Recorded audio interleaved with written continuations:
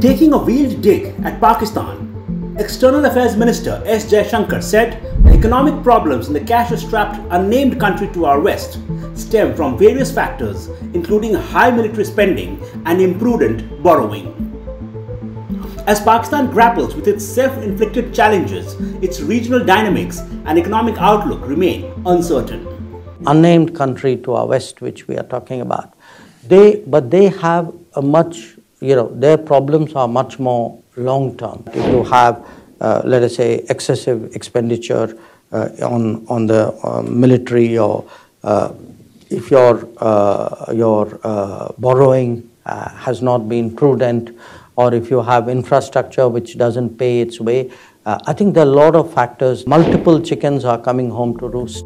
Pakistan is confronting a severe economic crisis marked by skyrocketing inflation rates, which surged to 31.4% year-on-year in September, which is the highest among all South Asian countries. The government's efforts to implement reforms required by the IMF bailout, including easing import restrictions and removing subsidies, have further fueled inflation. Speaking at a discussion hosted by the US think tank Hudson Institute in Washington, Jaishankar highlighted the factors contributing to this economic turmoil in Pakistan. An unnamed country. In an unnamed country to the west of India. There's some. We have a few countries. There's more than one option. Who are having problems of their own. Once a clandestine mentor to the Taliban, Pakistan now faces a growing threat from terrorists taking refuge within its borders and launching deadly attacks on its forces and civilians.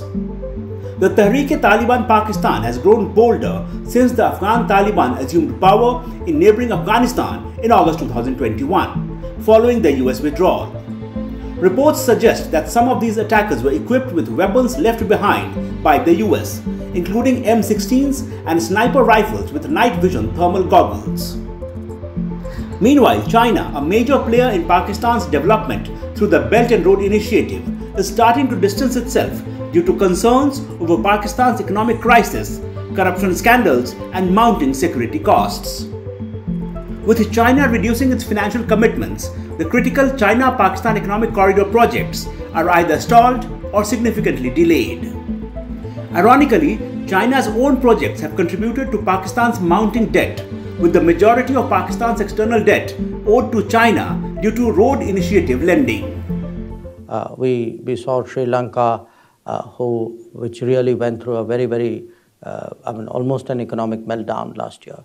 And we had to step forward because they were engaged in a negotiation with the fund, and their needs were so immediate and so serious that we actually did the largest bilateral lending that we've ever done, which was we gave them almost a package of $4 billion as a way of stabilizing their economy.